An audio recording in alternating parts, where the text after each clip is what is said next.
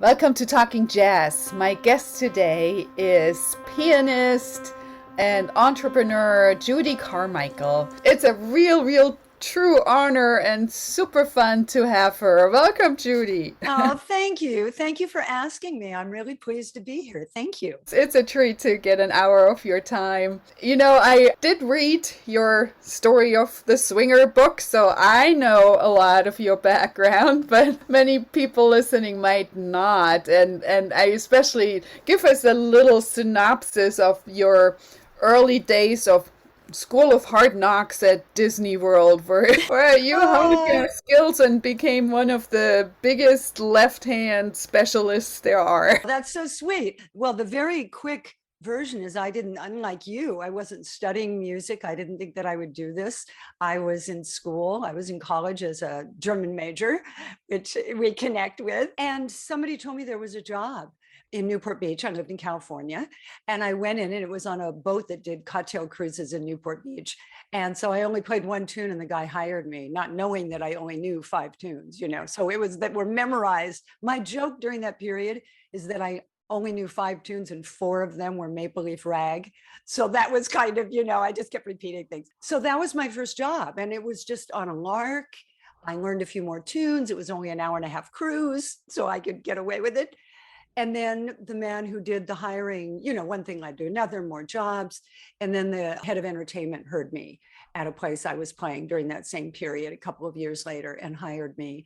And so then I played piano at Disneyland out in California. So Disney World, Florida, Disneyland, California. There was a lot of crazy stuff, as you read in my memoir, but I'm very grateful because it was 7 hours a day, 5 days a week. Right, I right. mean, it was a chops gig, and I used it to advantage. I really thought, how can I was young, obviously my early 20s, but I really thought about how do I keep my back relaxed? I mean, I was taking breaks, but in California, it's very cold in the morning.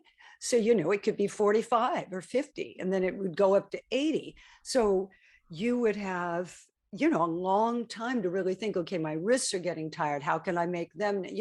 Besides that, it paid me to practice. I met a lot of musicians who were encouraging, a lot of older musicians that said, you have something, you should pursue this. So I'm very grateful. That was one of the really early great opportunities for me. Having a period of practicing 7 hours. I mean, usually when you go in any pianist or musician's bio somewhere, there's a period where it's just really off to practice, and having that opportunity to do it actually and get a job and get paid. I mean, that's a really amazing opportunity. It was huge. And I think that I still didn't think it was what I was going to do for a living. And so also, this was a very special time at Disneyland. This was in the late 70s, early 80s. So they still had loads of musicians. I probably started there in 80 and ended in 85, something like that. But the point is that Basie, Buddy Rich, all those people were still alive. So they would come out and play in the summer, which was great. So we had the opportunity to hear them as many times as we wanted. But also, I mean, great musicians came out of there. Tom Rainier, another great pianist. He was there the same time I was. He was in Tomorrowland doing arranging and composing while I was playing ragtime piano. Just John Allred, the great trombonist. We all worked there as kids, but we were exposed. And I'll tell you, as a woman, a lot of the jazz clubs in LA were dangerous for me to go to. So for me to get to be a lone woman, to get to go hear these people in that safe environment it was a gift. I'm very fortunate and grateful. Well, usually there's a destiny and a path, and it's kind of fun. The first tune we're going to listen to is The Pearls, which is a Jelly Roll Morton tune, and it is in that stride style. And talking about dangerous environments, so Jelly Roll was in Storyville, playing in the whorehouses and developing his style, but claiming that he was the first one who developed this style of playing, of jazz playing for piano, pulling kind of the ragtime and the blues together and coming up with the stride style and arranging for piano. And you recorded in 85, so it was right after Yeah. the School of Hard Knocks, right? Yeah. And for me, I'm sure this has happened to you. I've had certain songs along the way as my style has changed. And I can tell you, every single one that had happened. And The Pearls was one of those songs for me because I play it very differently than Jelly Roll Morton does. I didn't copy any of those guys. I'd heard somebody nobody's even heard of, some piano player out in California that I really liked. And he did a couple things that were very different, which released me from this Jelly Roll Morton approach. I thought, oh, he's not even a stride player. What's he doing with this tune? Sort of like hearing Dave Frischberg when he would do his pseudo stride. It took me in a different direction. The point is that tune, each time I've had one of these tunes, they've always been a huge hit with the audience, which is interesting because they sensed, it wasn't that they were fancy, but they sensed something emotionally different was happening. And putting this together for you, I was thinking about that, how long it's been since I've heard my version of this. So it was really fun to revisit it because it brought all that emotion back to me and what that tune meant to push me in an entirely different way in terms of creating the kind of stride playing I wanted to do, which was very different from what the other guys were doing. So in my mind, I wanted to come up with my own style. So that's a really great way to listen to this now because it gives us a glimpse of the 1985 Judy just finding her voice. So this is from a 1985 recording actually called Pearls. It's a solo version of The Pearls of the Jelly Roll Morton tune, and it features my guest today, Judy Carmichael, on the piano.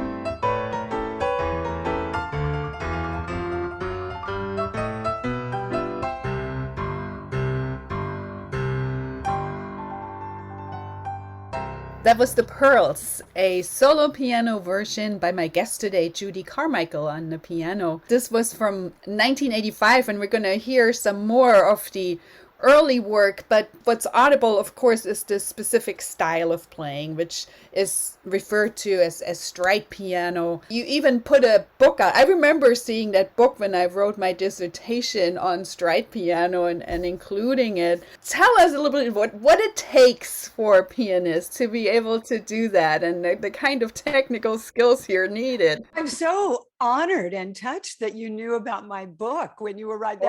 That's fantastic. You know, I went into writing that book kicking and screaming because the editor wanted me to write the book so he could learn stride piano. He said, nobody's going to buy this. He goes, I'm doing it just for me, because there wasn't anything like it at the time. Exactly. And then it wound up being more successful than any of my records, anything I've ever done. That book has been, I mean, it's like, I don't even know how many copies have sold all around the world. It just went on and on and on and on, you know. And it was great for me because it made me think about this, the very thing you're asking me, something that I just taught myself because I liked it. And so I wasn't thinking in a technical way. I just listened to records and taught it. But what makes it so special is that it's, for our listeners, is that it's a very complete way to play the piano because it's pianistically dense. You have the bass and then you're striding, you're making these leaps to the mid-range with the chords. So you're playing the bass notes, you're playing the rhythm with your chords as if it were a guitar player, and then you have all the horn section in your right hand. But it's all happening at once. Plus you have all these delicious polyrhythms going on when your hands are going back and forth. So it's a band really playing with it. You know, your hands are the band, different sections playing together. If you do it right, then it's so in you and your chops are up that you're not thinking about it. So you're really improvising everything you're doing. When it doesn't sound as good, if I may be so bold, is when people just, and you know this too, is people would just think, I want to show I can do it, you know, and they'll learn something and practice one specific thing and it isn't integrated into the whole piece or that they're playing. And then it just sounds very mechanical. And that's the big difference. It's got to swing. It's got to be really relaxed. But that's what makes it so special, is that it's this rhythmically engaging and very powerful. It has this great locomotion. It's why everybody likes Fats Waller. How can you not like Fats Waller? You know, you hear it. I've always found it, and you can speak to this because you know more about the history, the full history and different ways of jazz piano. To me, there's these different styles, but everybody likes stride. If you get into the jazz musicians, they never think of it as old timey. If it's done well, they'll go, everybody likes stride. And I think it's just so engaging. It's like it's its own little thing within jazz. You know what I mean? I mean, I'd love to hear what you think about that. I find that interesting. Well, you know, the cool thing, you're right, it's this one woman band thing that you have, because you're emulating the beat, what usually the bass would do, and the drums, and then your right hand goes off and does what the horns are doing, and you're putting it all together. And it was the way for the piano to actually get into jazz, because, you know, in those early marching bands, you can't really hang the piano around your neck and march with them, so the piano had to come in from a different angle, and it came in from those ragtimes, and that was the way to swing. But it is not easy, and the reason why you have few stride players is because it's really hard and it needs a lot of chops. So yeah. That's plain that. You got to have big chops. That's the truth. Yeah. So yeah, let's enjoy some of your chops here, because this next tune really shows them off. You know, this is it's California, Here I Come, and of course you're a California girl, so that's why I always have to play Back Home Again in Indiana, right? Of course. Everybody has their state anthems. But this is also from that first album, but it features you with a rhythm section. This one has Red Callender on bass and Howard Alden on guitar and Warren Maché on the junior on the cornet, and it goes 500 miles an hour. It does go fast. So, all right, let's get our admiration level up for Here Comes Judy on California, Here I Come.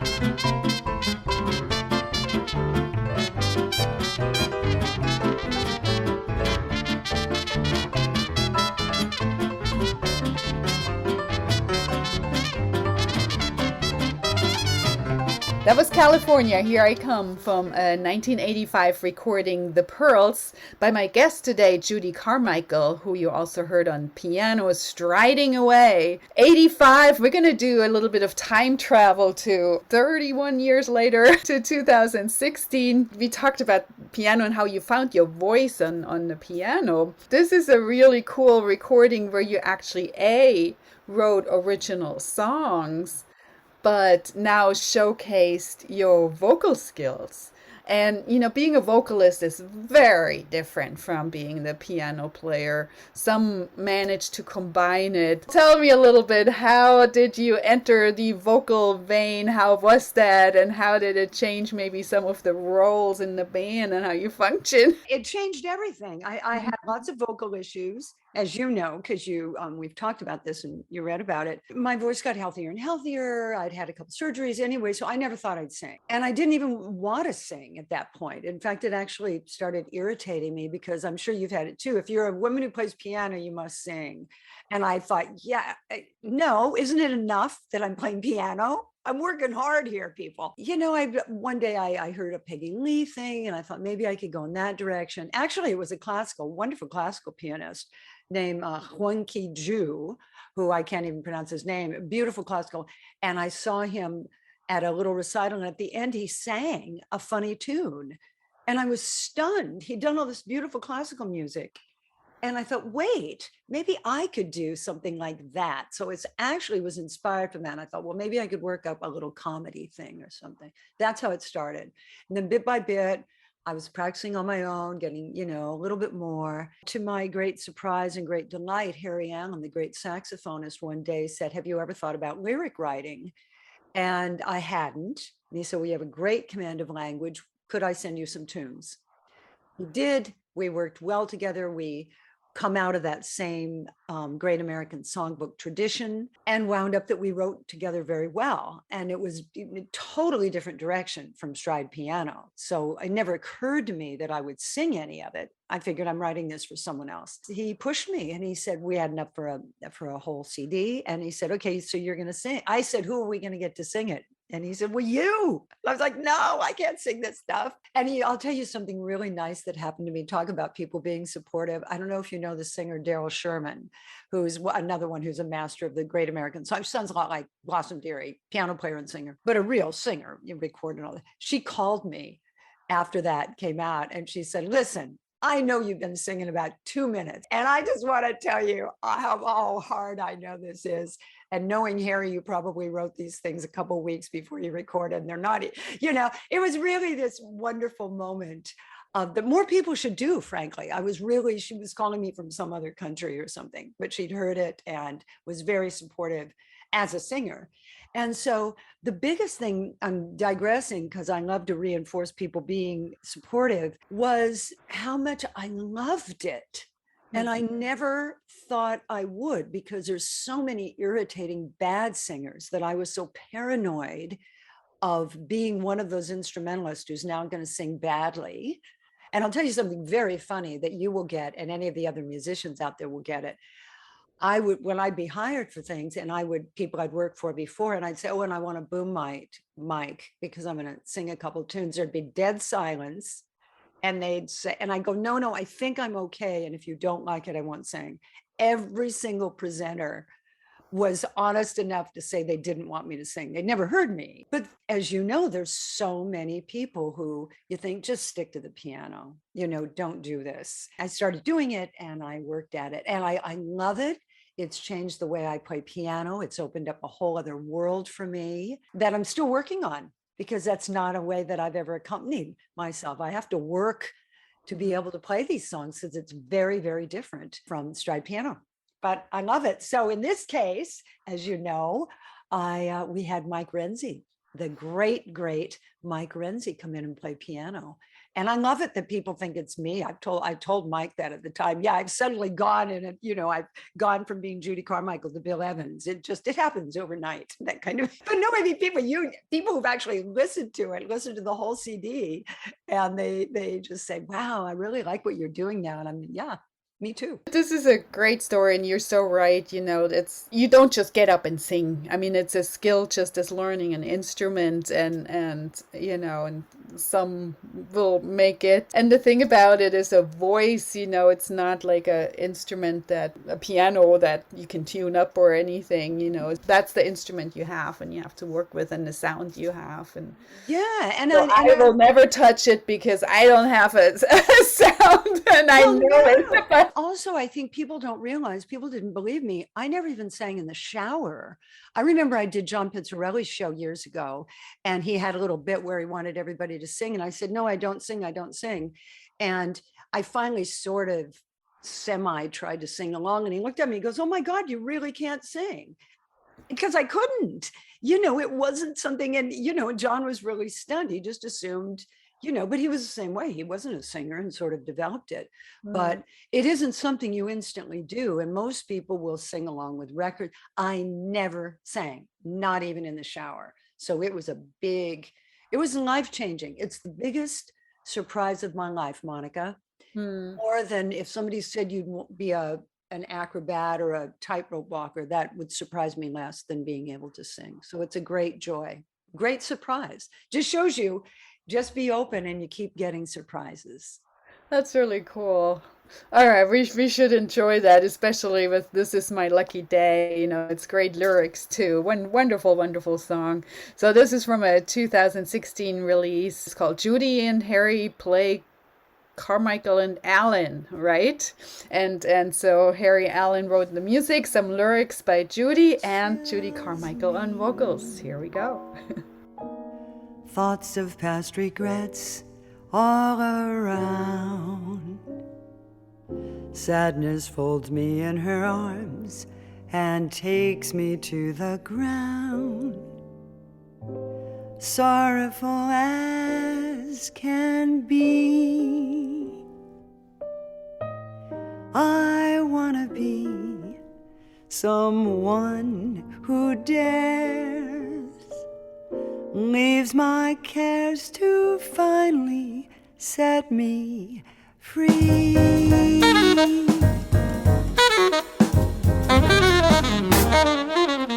New day, I say hello, let me welcome all you're bringing. Sad thoughts and tales of woe, leave me now and let me sing. Here I refuse to delay, I'm starting anew. My bells ring, I feel like spring, I can see I'm at last on my way. Yes, for this is my lucky day.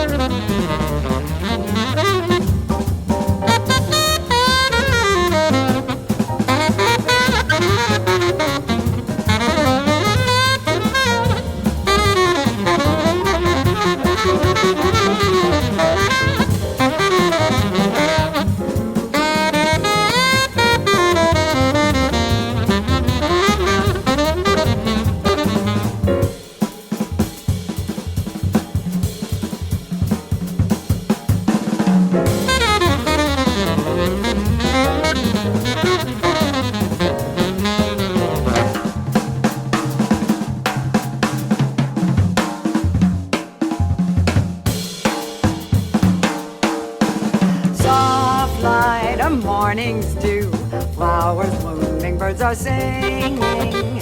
Fresh day, I feel so new, flying high up on a swing. Gay as a kitten with string, at last I can say to sad songs goodbye so long. It's my time, it's a blinded parade, that at last it's my lucky day.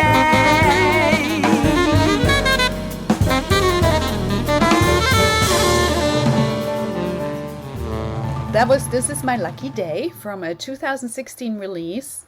Judy and Harry play Carmichael and Alan, Can You Love Once More? We talked about diving into the vocals from the piano, but even more important is how do you pick repertoire, right? How do you find these amazing tunes? And we know the Take the A Trains and All of Me, and there's a specific repertoire.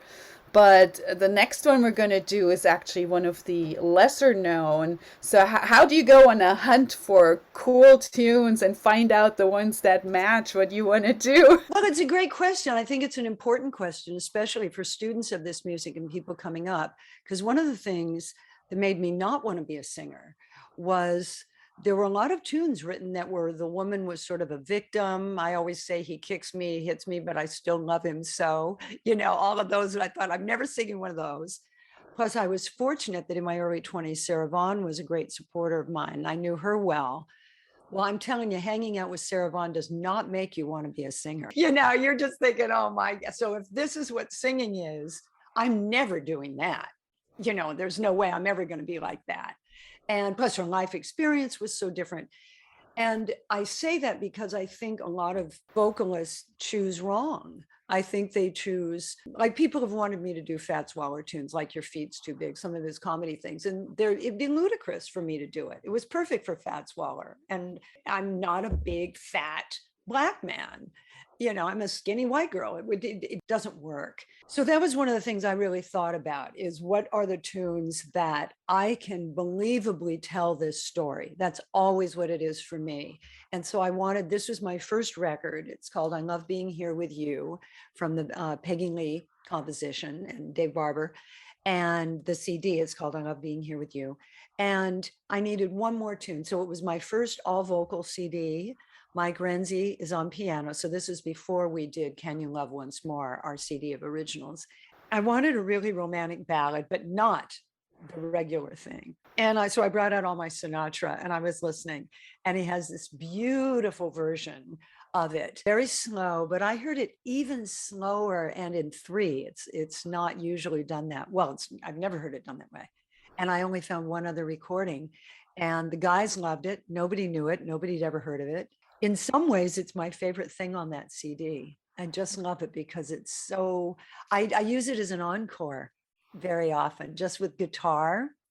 And after doing a bunch of stride, and then to end the evening with this tune, looking at the audience is really romantic and lovely. That's a really cool way of closing out and, making it like a journey. You don't have to go up, up, up, up, up, up, and then go crazy, but making an arc is a really cool thing. And you're so right, when you look at the great American songbook repertoire, it was written by men who worked for the publishing companies. And of course, they project their stories and their voices. They're usually all in the wrong keys too. And you have to get it there, but it's different stories and you have to be able to relate to. Yeah, I think you should. And I think it's like people have asked me about doing blues because I have that kind of voice too. I have kind of a, sounds like I've been hanging out at a lot of bars. I don't want to do double entendre tunes. I'm not Bessie Smith. And I don't think it would be, I'm not drawn to those tunes. They're not my stories. I love blues. I'm crazy about the blues, but I'm very careful with what I choose. And I know, and you mentioned Freddie Cole earlier, who I love. He talked about how he lived with a tune for a long time before he performed it, that he played it, he sang it. Sometimes he never performed it. But because I felt guilty for how long it takes me to really live with a tune, to own it. But he said he does exactly the same thing. He takes forever. He took forever, which I thought was interesting. All right, let's enjoy this gorgeous ballad, Talk to Me. This is from the album I Love Being Here With You, and features Mike Renzi on piano and Harry Allen on tenor sax and Jay Leonard on the bass. Here we go.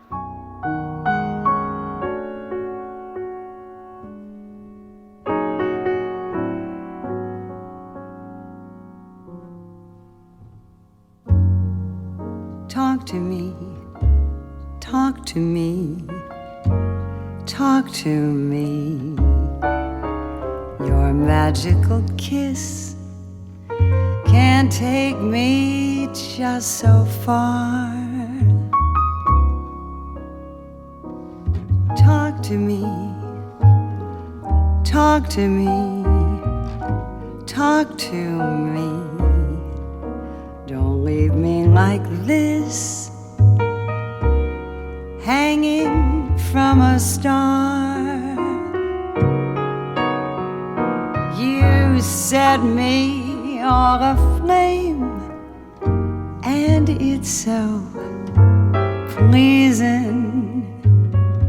It sure would be a shame if you were only teasing. So my love, before I go, turn the lights way down low and talk to me, talk to me, talk to me.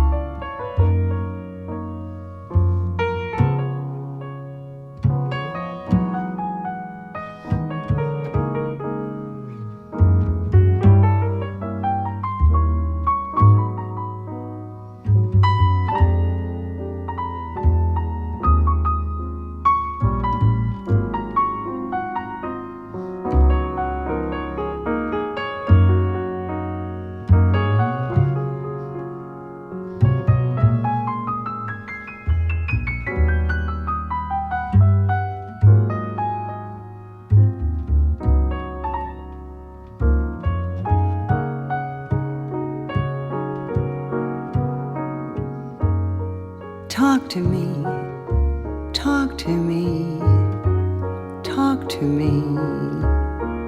Your magical kiss can't take me just so far.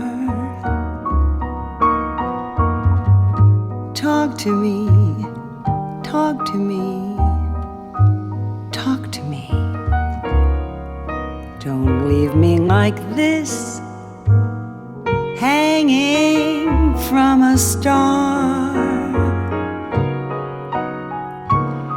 You set me all aflame, and it's so pleasing. It sure would be a shame if you were only teasing. So my love, before I go, turn the lights way down low and talk to me, talk to me.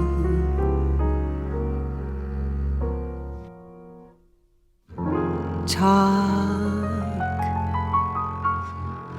to me. That was Talk to Me from the album I Love Being Here With You by my guest Judy Carmichael, who you heard on vocals on this one. But of course we enjoyed earlier her stride piano chops very much. We'll actually put it together for this next selection where you get to do both together, which is another not easy skill, makes it even harder. But we also talked about inspirations, and getting inspirations, and you actually have a radio show called Jazz Inspired, your second personal book where you take a lot of these stories. So tell us a little bit about that book and the radio show. I'm very proud of it. This was something that I started 22 years ago. Next year's my 23rd year. Wow. And I actually started even a few years before that thinking about it. And there weren't podcasts then, of course. And so normally a radio show is local starts, it gets popular if they're lucky, and then they can syndicate and they get bigger.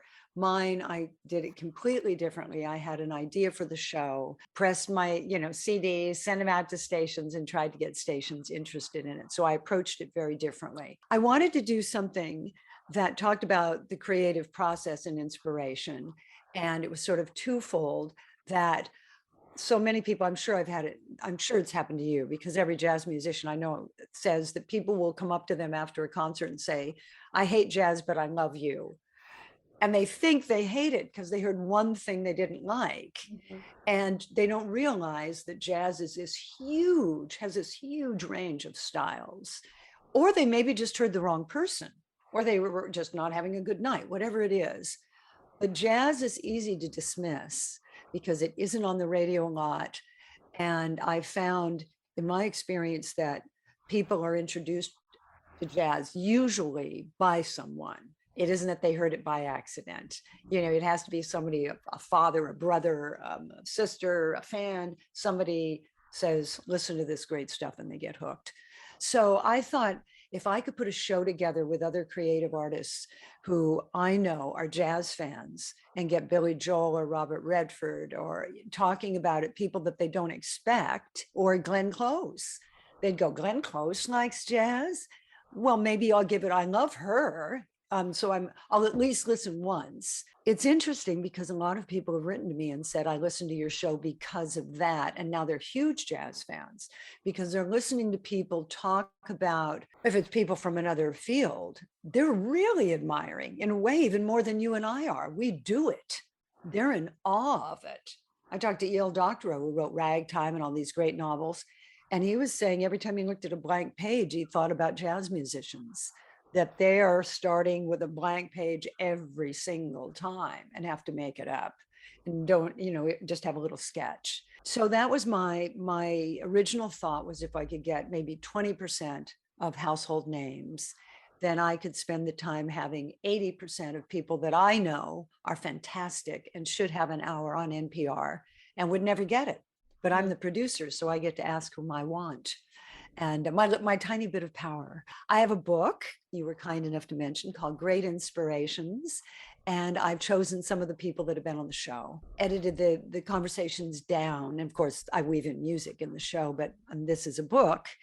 So it's what I found the most meaningful in terms of to the broadest audience, not just about jazz, but how to be inspired, how to stay inspired, how to live a creative life. And not necessarily be a professional, because I really look at the show as for professionals and non-professionals, because I think everybody should lead a creative life, because they do anyway. It's whether they acknowledge it and release to it. A lot of people are afraid to release to it, I think, and I think they should. I say jump off that cliff. All of us are born 100% geniuses in creativity. Right. I talk about that, I teach entrepreneurship and some creativity classes, and I recently did a TED Talk, and we looked at, there's tests, and every 5-year-old scores on the genius level, and then systematically we're taught out of it, because we're taught to give right or wrong answers and not speculate, or it could be bad or good. But this whole way of just maybe and what if, is taken away from us. And we all need that. We need to be reminded of it and go back to it. One of the most important weeks for me is I went to a conference in Aspen that was on success and failure.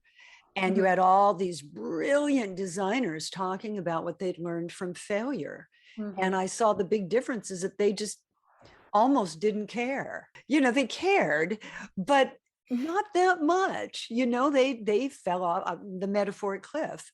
They went out and did it, and they thought, okay, well, that didn't work. Okay, I'm doing something else. Mm-hmm. And I think that it's the fear of failure that keeps people, because kids are fearless. That's why they still have it. So, they'll run right into it. All right, that hurt. I'm not going to do it again. I mean, one of the great things that happened to me, there's a wonderful tune, I don't know, it's probably written in the 1920s, called Dizzy Fingers by Zez Confrey. And it's just a bunch of arpeggiating, and it's, I said it too fast. This is years ago. I was probably 22. And I just knew as soon as I did it, it was way too fast. I was going to crash and burn. And it's like a very 100 people in this elegant club in Los Angeles. And I'm like, and I'm like, oh my God, in my mind, don't think about it. Don't think about crashing. You're going to crash. Don't crash. You're going to crash. So I crashed incredibly. I mean, this tune, it's funny for anybody who knows the tune, but like I said, it's just a bunch of scales going up and down. And then like when I crashed, I went da da da da da da da da da da da, and then I started playing again. I mean, I literally went da da da da da da da da, and the audience went, "Ooh!" They cheered, they yelled, they screamed, because it was so ludicrous that I did this. I mean, I literally went da da da da da da da da da, and it was funny. They all saw me lose it. I finished the tune, and it's still one of the greatest moments in my career, because the audience saw, there was no hiding it. I crashed and burned, and then got right up and finished the tune, and, you know, turned around and like, what? Did you think something happened? And they were like, yay. So, I mean, but it's a great metaphor for what we're talking about. I think just go for it. In the next one, I guess you're just going for it. Let's put the vocals and and the voice together and do it both, you know, and what the heck. It goofed me up at first, and then I thought I have to play a lot less because I can't be striding this much, and I didn't know how to record with a vocal and the piano, and it was intimidating. It's enjoyable. Let's get to hear it. So this is Did I Do from the 2008 release Come and Get It, featuring my guest today, Judy Carmichael on piano and vocals. Honey, did I do? Do I need you? Oh my, do I, honey? Did I do? I'm glad that I'm the one who found you. That's why I'm always hanging round you. Do I love you? Oh my, do I? Honey, did I do?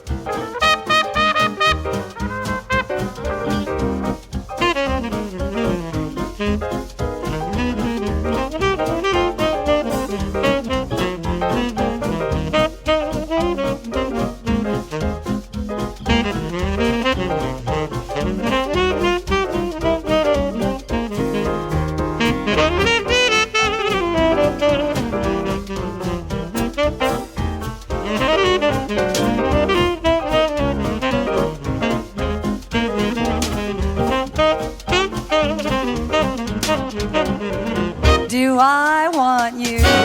Oh my, do I, honey? Did I do? Do I need you? Oh my, do I, honey? Did I do? I'm glad that I'm the one who found you. That's why I'm always hanging around you.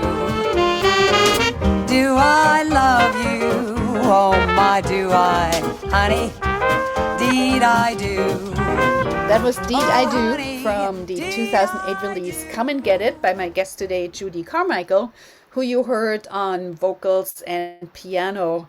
And we've covered a lot of ground from, you know, starting out from piano styles, writing books, releasing music, finding repertoire, and, you know, life as a musician. And of course, then we had this little valley dip over the last 2 years of figuring out what to do. So before we get into the last one, give us a little glimpse of what's all coming up for Judy Carmichael. Well, like you or like every performing musician, I'm just thrilled to have things come back. This summer was still very quiet for me.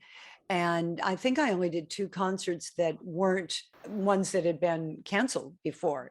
And I think I'm a little weary of explaining it to people who aren't in our business, who just thinks that you wave a magic wand and it's all back. And because it's not, of course, but I have a very busy fall and it is coming back. And I can see that, and all of the confusion that we went through, where I know that every musician I know, that the gig was on, the gig was off, the gig was on. So there was a lot of that. And so I'm really happy. I've got great things coming up. I'm going to Iceland and Greenland and Canada, then Detroit, and I'm all over the Midwest again. So I've got a lot of really nice things with musicians. You and I have talked about that off mic before, how that it's really a joy to be with musicians you adore, not just musically, but personally, and it makes a big difference. So I have my favorite guides with me, so it's going to be fun. So I'm looking forward, charging into the fall. I think I said that to people often in the pandemic. Everybody was going, oh, when are we finally going back to normal? And I was like, we're not going to go back to anything. We're moving forward. It's going to be a different new normal. And even though it looks like we're back into the performance mode and we got all these things scheduled, the way we perceive performance, I think, has a little bit changed. I mean, there's a much deeper appreciation for being able to do that, for being able to get together and communicate. So, I mean, there's a lot of new parts to this whole puzzle going forward. No, I think it's very different. I mean, it surprised me. I did something, I thanked the audience, and this was in July, and I thought I was over being emotional about it, and I got choked up again. I thought, when is this going to stop? Because I've a couple of times, my first concerts, I had to stop. I told them how much I appreciated them. I know it's hard to come out, and I appreciate that it takes a certain courage, and I went into it, but then I got all choked up thinking about that, because we've also, in our world, I think another thing that people, they'd have no reason to think about it, but it's all of our friends too. So it's our own challenges, but it's every other musician we know has that same kind of angst. And some have done okay, some have not done okay. And a couple of my favorite places that I worked every year have closed. So that doesn't just represent that that's horrible for them. I have friends there. It was a steady gig. I did every year. It's just very, very hard. And the world events affect us. I have gigs coming up in Germany that I'm paid in euro, and the euro is going down every day. So I'm seeing, okay, so that gig is actually not going to pay an appropriate amount of money now. There's things like that seem minor, but we're thinking about things like that. I'm still going to do the gig, but the gig's now turning into a giveaway instead of, and I'm not being negative. It's just I think people need to hear it, to be more aware and more supportive of artists in what they do, and realize that it's a struggle in a number of different ways. One thing that showed us how easy that whole thing collapses, when you exactly. take it away. I mean, it was just panic. It was everything you build up was just falling together like a cardboard house. And I think that another thing that's very significant, because I've talked to a couple of musicians who were really struggling terribly, and then felt bad that they were struggling. And I said, we don't even think about the fact that every day as an artist, unless you're Beyonce or something, I'm talking about people like us who are working creative people, every day you're a bit on edge, because your personal life is stretched to the limit just to do it, let alone to have the time to be creative and the juice left to go practice and be creative. So you're always working on an almost empty tank, so that when the normal vagaries of life happen that irritate everybody, with us, it can take us down. And we really have to work. That's my opinion. I think that's it. I think we're already working at our limit. So that's why I talk about it to people. I say, be supportive of the people you know in the creative arts, because they're working 100%. They're trying to put it out there, and it's really hard. So, I mean, that's why it was so great when you and I got to see each other recently in the Bloomington Boogies, because I thought, kindred spirit, that's what we need. So, and why I so appreciate you having me on your show. Oh, it's been an absolute treat to have you, Judy. You're so wonderful. Talking about, no pun intended, but it is inspiring because, you have a broad view, you have great ideas, and you're always moving forward, and the energy you got there, that's just another level that nobody can match. I try. You're such a dear. And I can't wait. We can announce it here. You're going to be on my show. So this is going to be fun. I'm putting you in the hot seat, girlfriend. It'll be super fun. So judycarmichael.com is the best place to go and find all these good stuff. And it's a Judy, Judy, and Carmichael, like the good hoagie. CARMICHAEL.com and jazzinspired.com. And they can find out about the radio show. Or if they go to my site, they can just click on radio show and they'll go right to it. They can find out about the new book, about the memoir, hear all the inside scoop on our business. All right, find it, judycarmichael.com, and we'll have one fun one, a duet at the end to go out. It's the Boysdale Blues, and it shows some of the spirit of jazz and this communication and talking back and forth and in the moment between the instruments. It's really a cool conversation with guitarist Dave Blankhorn on guitar. And this is from the 2008 release, Come and Get It, featuring my wonderful guest today, Judy Carmichael, on the piano. Thank you, Judy. Thank you, Monica. A great pleasure.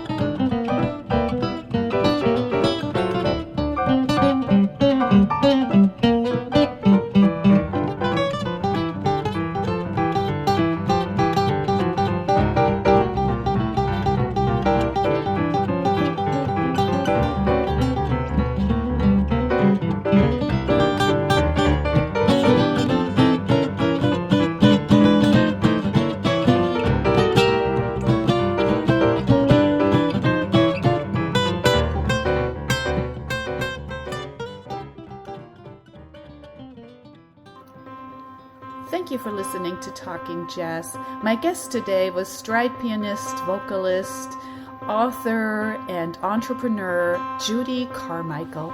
You can hear Talking Jazz every Thursday at 11 a.m. and Mondays at 7 p.m.